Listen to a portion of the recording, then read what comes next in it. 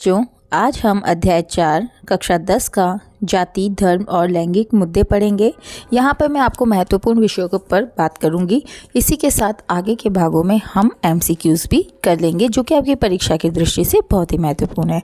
तो चलिए आगे बढ़ते हैं। अध्याय 4 जाति, धर्म और लैंगिक मुद्दे। सबसे पहले हम परिचय की बात करें तो हम इसमें लोकतंत्र के अर्थ की बात करेंगे। यहाँ पे लोकतंत्र का अर्थ है समानता, स्वतंत्रता और न्याय। तो बच्चों, इन 3 शब्दों को आप अच्छे से याद कर लीजिए और मात्र ये 3 शब्द आपको परीक्षा में लिख देने हैं नंबर के लिए। पहला है समानता, दूसरा है स्वतंत्रता और तीसरा है न्याय।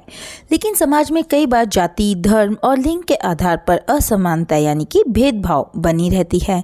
इस अध्याय में बताया गया है कि लोकतंत्र इन असमानताओं को कैसे चुनौती देता है। तो चलो अध्याय की शुरुआत करते हैं और सबसे पहले पढ़ते हैं लैंगिक विभाजन यानी कि जेंडर डिवीज़न। देखो बच्चों, जेंडर डिवीज़न होता है जैसे महिला और पुरुष के मध्य, लड़की और लड़के के मध्य। तो आगे बढ़ते हैं और देखते हैं लिंग आधारित भेदभाव। समाज में पुरुषों और महिलाओं के बीच कार्यों का विभाजन देखा गया है। आपने देखा होगा कि हमारी जो सोसाइटी है उसमें पुरुषों के लिए अलग कार्य है और महिलाओं के लिए अलग कार्य है। जैसे पुरुष जो होते हैं घर से बाहर जाकर कुछ जीवन यापन के लिए कमाते हैं, वहीं महिलाएं घर में रहकर घरेलू कार्य करती है या फिर कोई भी ऐसा कार्य, सिलाई, कढ़ाई, बुनाई जैसे कार्य वो अपने जीवन यापन के लिए करती हैं। वहीं महिलाओं को घरेलू कार्यों तक सीमित समझा जाता है, जबकि पुरुषों को कमाने वाला माना जाता है। यही लैंगिक असमानता कहलाती है, जिसे हम इंग्लिश में बोलते हैं जेंडर इनइक्वालिटी। आइए अब बात करते हैं राजनीतिक भागीदारी की। महिलाएं राजनीतिक क्षेत्र में बहुत कम दिखाई देती है, यानी कि आप देखेंगे कि राजनीतिक क्षेत्र में जो महिलाएं हैं उनकी संख्या बहुत ही कम है। संसद और विधानसभाओं में महिलाओं की संख्या बहुत कम है। लोकसभा में लगभग 14% और बच्चों राज्य विधानसभाओं में लगभग 5% ही महिलाएं हैं। स्थानीय निकाय, अब हम बात करते हैं स्थानीय निकाय की, जिसमें पंचायत आता है, नगर परिषद आता है।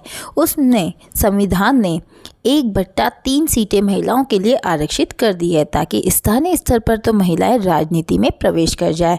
तो महत्वपूर्ण प्रश्न है कि कितनी महिलाओं के लिए कितनी सीटें स्थानीय निकाय या फिर बोले तो पंचायत या नगर परिषद पर आरक्षित की गई है। तो आपका उत्तर होगा बच्चों 1/3। आगे है महिला आंदोलन। भारत में महिला आंदोलन ने महिलाओं के अधिकारों, समान वेतन यानी बराबर का वेतन, जितना वेतन पुरुषों को मिलता है उतना ही वेतन महिलाओं को भी किसी भी कार्य जो कि समान वो कार्य कर रहे हैं उसके लिए मिले। शिक्षा और सुरक्षा की मांग की। इसने समानता की दिशा में समाज और राजनीतिक दोनों में जागरूकता फैलाई है। आगे बढ़ते हैं और अब बात करते हैं धर्म पर आधारित विभाजन। हमने देखा होगा कि हमारे देश में धर्म के ऊपर आधारित बहुत तरीके से विभाजन किया गया है। हमारा जो देश है विभिन्न धर्मों का अनुरक्षण करता है। अब जब हमारे देश में इतने सारे धर्म हैं तो जाहिर सी बात है कि इन धर्मों में भी हमें कभी कभी विभाजन या फिर असमानताएं देखने को मिलती है। तो हम सबसे पहले बात करते हैं धर्म की राजनीति के बारे में। भारत में विभिन्न धर्मों के लोग रहते हैं, जैसे हिंदू, मुस्लिम, सिख, ईसाई आदि। जब धर्म को राजनीति से जोड़ा जाता है, यानी कि जब हम इन बताए गए जो भी हमारे धर्म है इसे हम राजनीति से जोड़ देते हैं, यानी धर्मों के आधार पर हम राजनीति पॉलिटिक्स करते हैं, तो ये सांप्रदायिकता कहलाती है। सांप्रदायिकता लोकतंत्र के लिए बहुत ही खतरनाक होती है, क्योंकि ये लोगों को विभाजित करती है, यानी लोगों में बंटवारा कर देती है।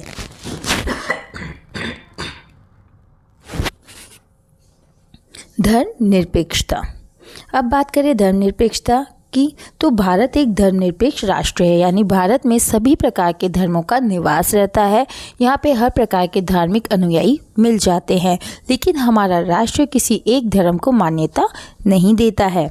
इसका अर्थ है कि राज्य का कोई धर्म नहीं है, यानी धर्मनिरपेक्षता का क्या अर्थ हो गया कि हमारे खुद के देश का, राज्य का कोई एक धर्म नहीं है, ये सभी धर्मों को मानता है और सभी धर्मों को समान रूप से सम्मान दिया जाता है।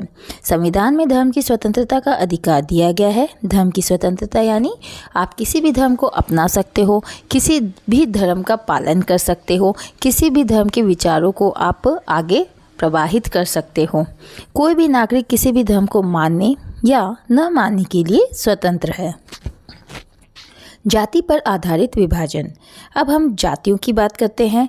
तो जाति व्यवस्था की बात करें तो भारत में परंपरागत रूप से जाति व्यवस्था रही है, यानी कि शुरू से ही हमारे देश में जाति व्यवस्था रही है, जिसमें लोगों को जन्म के आधार पर ऊंच नीच में बांटा गया है और व्यक्ति का जिस भी जाति में जन्म होता है उसे उस जाति के आधार पर बांट दिया जाता है। ऊंची जातियों को अधिक अधिकार मिले हैं, जबकि नीची जातियों को भेदभाव और शोषण झेलना पड़ा है। वहीं लोकतंत्र में जाति की बात करें तो लोकतंत्र में समानता और अवसर की बराबरी का सिद्धांत है। अब हमारा देश है लोकतंत्र, और लोकतंत्र में अगर जाति की बात करें तो इस लोकतंत्र में सभी जातियां समान हैं और उन्हें अवसर की बराबरी भी है। जाति आधारित भेदभाव को खत्म करने के लिए संविधान के अनुच्छेद 15 और अनुच्छेद 17 दिए गए हैं। तो अनुच्छेद 15 में कहा गया है कि किसी भी जातियों में भेदभाव नहीं किया जाना चाहिए। वहीं अनुच्छेद 17 में अस्पृश्यता का उन्मूलन यानी कि छुआछूत को रोकने का प्रयास किया गया है। ये अनुच्छेद है 15 और अनुच्छेद 17। अनुच्छेद 15 के अंदर सभी भेदभाव खत्म कर दिए जाने चाहिए और अनुच्छेद 17 में अस्पृश्यता का उन्मूलन किया जाना चाहिए। आगे बढ़ते हैं, देखते हैं राजनीति में जाति की भूमिका। भारत में चुनाव के दौरान जाति का प्रभाव देखा गया है। आपने देखा होगा कि कई प्रतिनिधि जो चुनाव लड़ने के लिए खड़े होते हैं वो जाति के आधार पर भी वोट हासिल करते हैं। वहीं राजनीतिक दल कई बार जाति के आधार पर वोट मांगते हैं, लेकिन अब लोग जाति से ऊपर उठकर विकास और कामकाज के आधार पर वोट देने लगे हैं। लेकिन अब लोग शिक्षित हो गए हैं, जागरूक हो गए हैं, इसी वजह से जाति को ना मानकर वो विकास और जो प्रतिनिधि कामकाज करेगा उसके आधार पर वोट देने लगे हैं। अब हम निष्कर्ष पे पहुंचते हैं और देखते हैं कि हमने आज क्या क्या सीखा। लोकतंत्र में जाति हमने आज क्या क्या सीखा। तो लोकतंत्र में जाति, धर्म और लिंग आधारित भेदभाव को समाप्त करने के प्रयास किए जा रहे हैं। समानता, स्वतंत्रता और बंधुत्व ही लोकतंत्र की असली पहचान है। नागरिक को इन मुद्दों से ऊपर उठकर देश हित और मानवता के आधार पर निर्णय लेना चाहिए। तो बच्चों, आज का पाठ हमारा यहीं समाप्त होता है। उम्मीद करती हूँ आपको ये भाग बहुत अच्छे से समझ आ गया होगा।